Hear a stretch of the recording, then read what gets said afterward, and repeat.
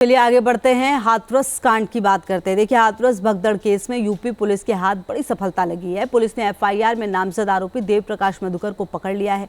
मधुकर की गिरफ्तारी भी ड्रामे से भरी रही। पहले खबरें आई कि मधुकर को गिरफ्तार कर लिया गया है, फिर पता चला मधुकर को सरेंडर कराया गया है। मधुकर अब पुलिस की गिरफ्त में है और मधुकर से पूछताछ के बाद साफ हो जाएगा हाथरस भगदड़ कांड की सच्चाई क्या है। क्या वाकई इस हादसे से बाबा नारायण साकार का कोई कनेक्शन है, और पता चलेंगे बाबा नारायण साकार से जुड़े वो पहलू जो अब तक दुनिया के सामने नहीं आए हैं। एक रिपोर्ट।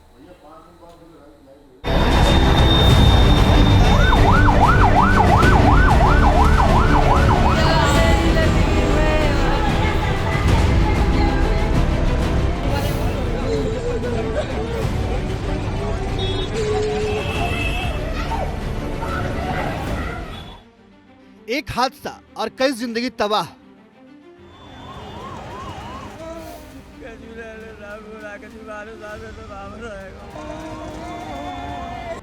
सदन से लेकर सड़क तक राजनीति।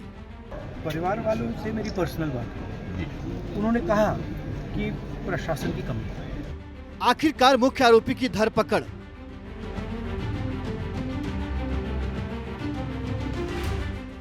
दो जुलाई को हाथरस में बाबा नारायण सरकार के सत्संग में भगदड़ हुई थी। 3 जुलाई को एफआईआर दर्ज की गई और 5 जुलाई को हाथ आया हाथरस केस का आरोपी।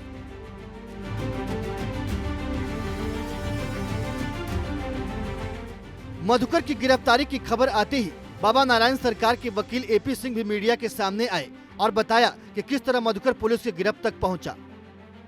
हाथरस प्रकरण में जो एफआईआर में नामजद किए थे देव प्रकाश मधुकर, जिसे मुख्य आयोजक कहा गया था, आज हमने पुलिस को, एसआईटी को और एसटीएफ को यहां दिल्ली से उनके सामने, क्योंकि इलाज करा रहे थे, बुला के सरेंडर कर दिया है। अब वो पूरी जांच कर लें, स्टेटमेंट कर लें, बयान कर लें, रिकॉर्ड कर लें। अब ये उनकी अपनी इच्छा है। देव प्रकाश मधुकर की तलाश पुलिस एफआईआर दर्ज होने के बाद से ही कर रही थी। भगदड़ वाले दिन ही मधुकर गायब हो गया था।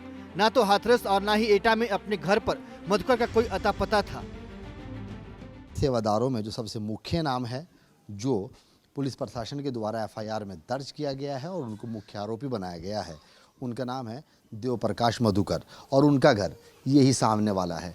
ठीक मेरे सामने जहाँ पर आपको लिखा हुआ 2014 नज़र आ रहा होगा, ये वही 2014 में बनाया हुआ इनका मकान है, जिनका नाम है देव प्रकाश मधुकर।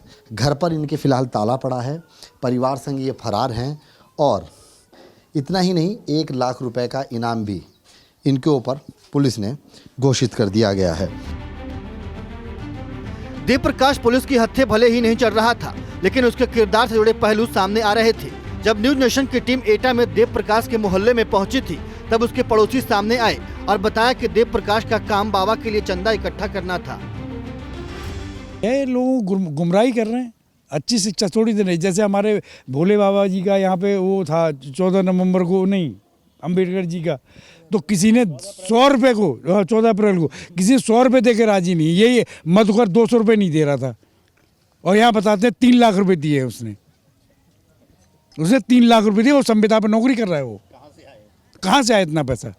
ये सिल पड़ी हुई थी तो सिल डलवाने के दिए 200 रुपये के चंदा के लिए। कहा भैया जब निकलने के लिए दिक्कत आती है तो उन्होंने जी कही कि मैं बैंक निकाल के ला के दूंगा, बस ये कहा था। मतलब देव प्रकाश मधुकर 200 रुपये निकालने के लिए बैंक जाएंगे। हाँ, और 3 लाख रुपए चंदा देने के लिए। अब 3 लाख रुपए चंदा के बारे में तो नहीं, न मैंने गिने ना मुझे पता, लेकिन चंदा जब एक बार फ्रंट पे पहले नाम जब आ रहा है मीडिया पे, तो कुछ तो चंदा दिया ही होगा।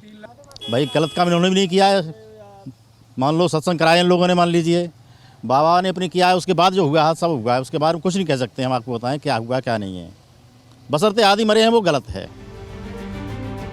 देव प्रकाश मधुकर के पड़ोसियों के मुताबिक वो बाबा नारायण सरकार का करीबी था और ये बात हादसे के बाद सामने आई फोन कॉल डिटेल से भी साबित हो गई, जिससे पता चला कि हादसे के ठीक बाद बाबा ने फोन पर 3 लोगों से बात की थी। बाबा ने 3 लोगों को फोन किया। पहली कॉल महेश चंद्र को गई, जिससे तकरीबन 3 मिनट बात हुई। दूसरी कॉल किसी संजू यादव को गई, जिससे 40 सेकंड महज बात हुई और तीसरी कॉल रंजना नाम की महिला से हुई, जिससे बाबा ने 11 मिनट 33 सेकंड तक बात की। रंजना के बारे में ये बताया गया कि रंजना देव प्रकाश मधुकर की पत्नी है और इस दौरान बातचीत में ये भी सामने आया है कि मधुकर ने भी बाबा से बातचीत की है। 4:35 के बाद बाबा का मोबाइल फोन ऑफ हो गया और उसके बाद से ही बाबा की लोकेशन लापता हो गई और बाबा भी लापता हो गए। हादसे के बाद मधुकर के गायब होने को लेकर अब बाबा के भक्त भी सवाल उठा रहे हैं। बाबा के पटियाली आश्रम के सेवादारों का कहना है कि बाबा को खुद मधुकर को पुलिस के सामने आने के लिए कहना चाहिए था। बाबा को यही कहना चाहिए मधुकर जी से कि तुम वहाँ पहुँचो, देखो जाके कि घटना कैसे हुई है, क्या बात है, उसमें सामने आना चाहिए बाबा को, छिपना नहीं चाहिए।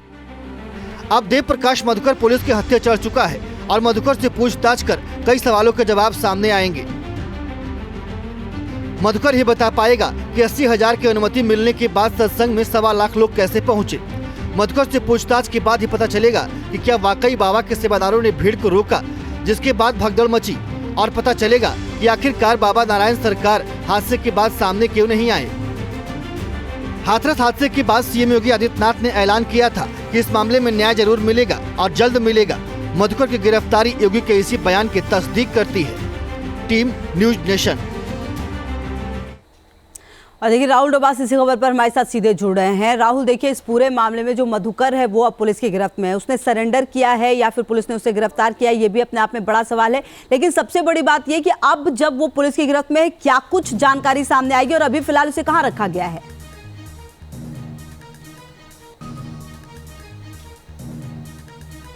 देखिए फिलहाल यूपी पुलिस ने अपने हिरासत में ले लिया है। इसके बाद कोर्ट में पेश किया जाएगा जैसे आमतौर पे होता है। उसके बाद पुलिस कम से कम 14 दिनों की न्यायिक हिरासत से पहले पुलिस रिमांड मांग सकते हैं, जो आमतौर पर प्रक्रिया अपनाई जाती है। मधुकर की बात करें, मधुकर एफआईआर में नामजद पहले आरोपी है। मधुकर को लेकर के 1 लाख रुपए का इनाम घोषित किया गया था। हम मधुकर के आवास में भी गए थे, जो हाथरस के घटना स्थल से महज 1 किलोमीटर दूरी पर है।